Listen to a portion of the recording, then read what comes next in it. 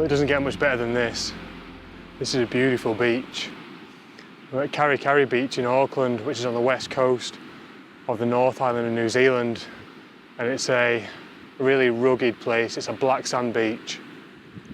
And what I really love about this beach the most is this rock out in the ocean, all on its own. It's got a very kind of minimal feel to it, and I really am attracted to those types of shots. So this morning I set off from Hamilton, and last night I was checking the weather, and I always plan for the best. So I brought quite a few different types of films with me. Slide film and a couple of black and white films and some colour negative film, because I never really know if the weather prediction is correct or what I'm actually going to find when I arrive here. So I think it's always better to have some options. So this morning when I set off, I had some Velvia, I had some Ektachrome E100, I had some Ektar, and I had a roll of black and white Delta 100 and Fuji, what's it called? Fuji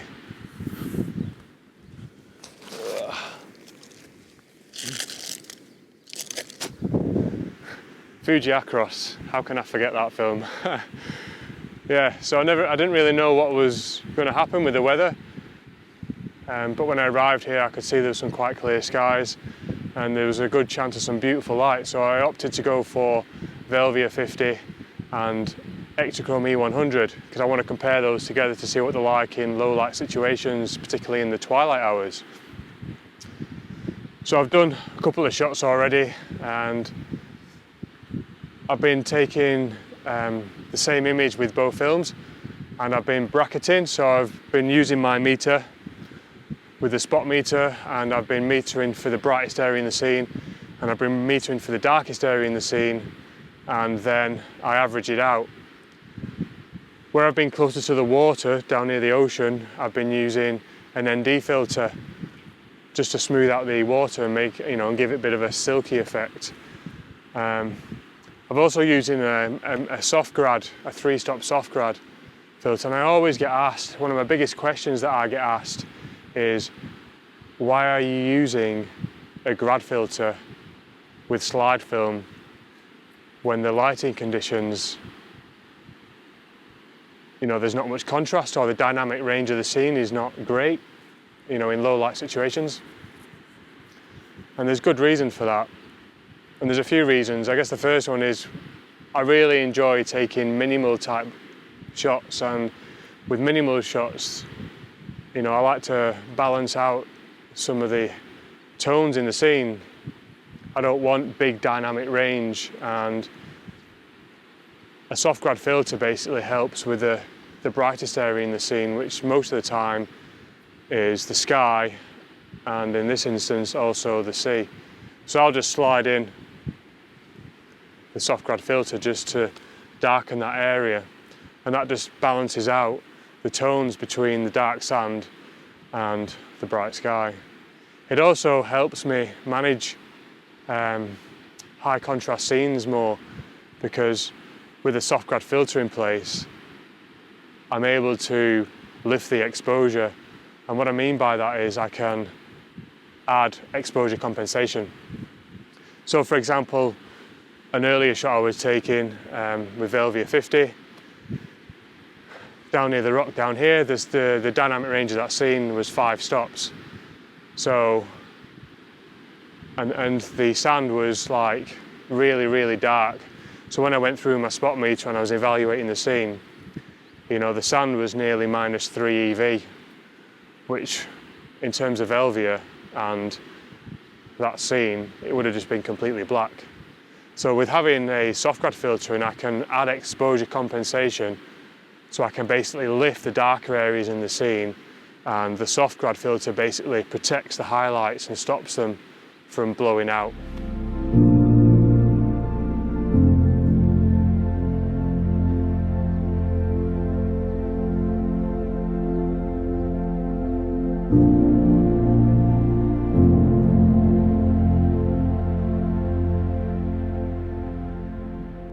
Now what I really liked about this scene is the contrast between the yellow and green grasses and the black sand and the black rock all fall on its own in the ocean. And I just arranged it in a way, you know, compositionally, that the yellow and green grasses lead your eye up into the image from the bottom left. And I'm hoping I'm going to get this beautiful contrast between the black sand and the yellow and green grasses.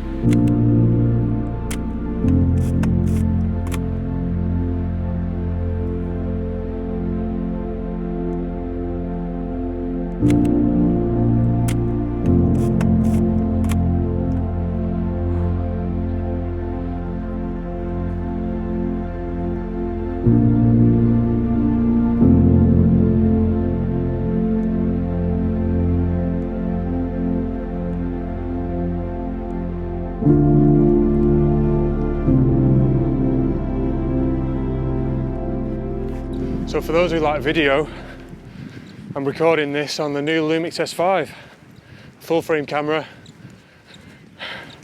Supposed to be the newer version of the GH5. Hopefully it's doing a good job. Apparently they've improved the autofocus. Although what I would say this morning, in the low light situations, it was struggling a little bit. Hopefully in-body stabilization is doing a good job. For those who are interested in the video settings, I'm in 4K, 10-bit, 30p, and I've got to say, on the screen, it looks bloody beautiful.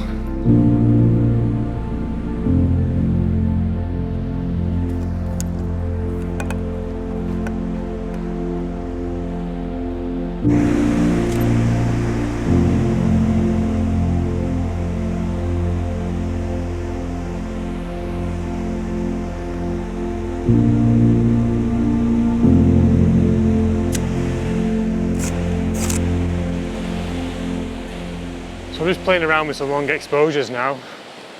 I've got a 6-stop ND filter in here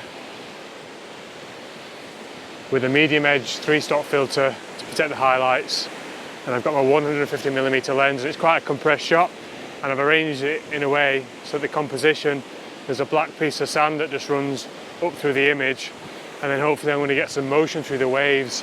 So I'm going to have to play around with different times and just time it with the waves to get different effects, and hopefully we're going to make something quite special. So I'm going to change between different film stocks, and yeah, hopefully it's going to turn out great.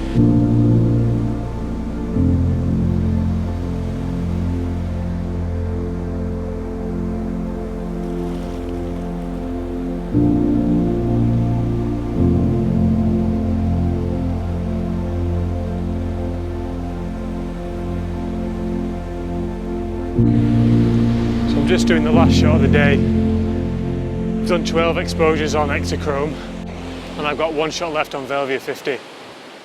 Hang on, let's just adjust you a little bit. It's better. So I made a bit of a mistake. I had the wrong filter combination set on my Sekonic 858D lightmeter. This lightmeter allows you to load in what filters you have and then you can select them and add them to your exposure. By mistake I added two 6-stop ND filters when really what I meant to add was one 6-stop and one 3-stop. So it's highly likely I've got 2 or 3 overexposed shots on each of the films. So I'm down to one shot now on my Velvia 50. We're just going to do this shot now together. Hopefully it's going to be great and we're going to do everything we can to get this one right.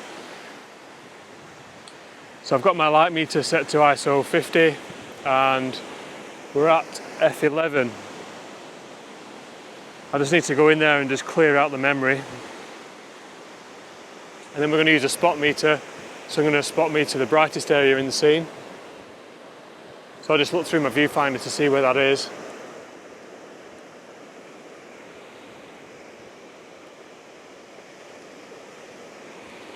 And it's obviously the sky. And then we'll meter the rock and then the sand, just see which one's darkest, and the rock is the darkest. So then we just average that out. So it's given us a 30th of a second. Now with the filters combination that I've got, the 6-stop and the 3-stop, which actually gives me 9 stops. The exposure is 15 seconds. So I'm just going to go through and evaluate the scene. So the sand is minus 1.7 EV, which is good. And the sky is 2, which is good. So I don't really need to add any exposure compensation. So it's a 15-second exposure, and with the reciprocity, hang on a second, I've got this reciprocity app on my phone, so I'm able to go in and it tells me, you know, hopefully you can see that, hopefully, focus, hopefully that's focusing on my phone. So 15 seconds becomes 26 seconds, so that's what we're going to do. So lock up the bulb, get the stopwatch ready. I'm just going to time it now with the waves. Now with the waves and the long exposures, what I like to do, I like to wait for the biggest wave to come up, and then as it moves out, then I'll let the shutter off. So it looks like we've got a big wave coming in, so I'm all ready to go. Just going to wait for the wave to come up the beach a bit. Here it comes. That's it. And it's on its way out.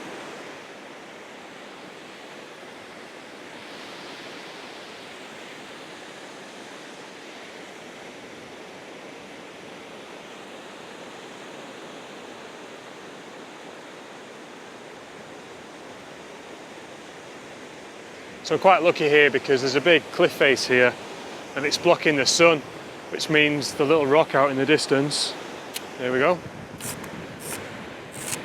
doesn't have any direct sunlight on it, which is great for slide film. So that's it, all done. Let's wind the film on so it's protected. So there we go, put the dark slide back in. 24 shots done, although I suspect at least 4 of them, maybe 5, are overexposed and won't be usable.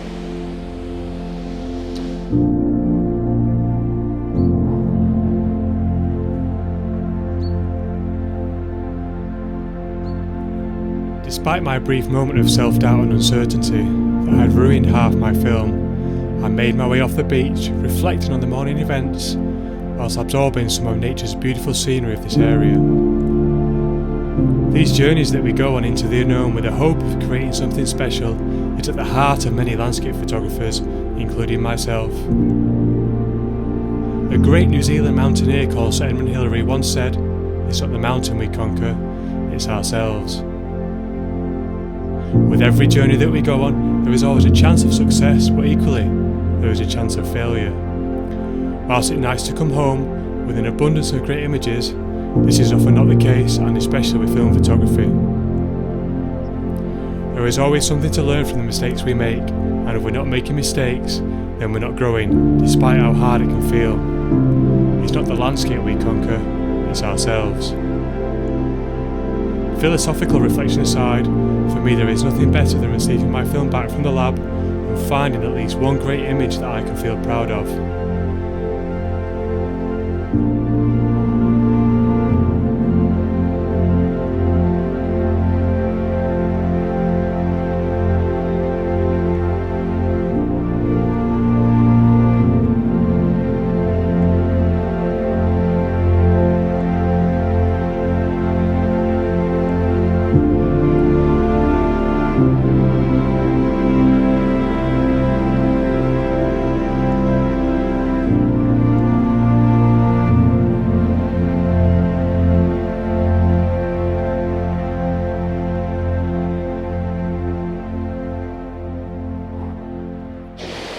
So we're going to call it a day.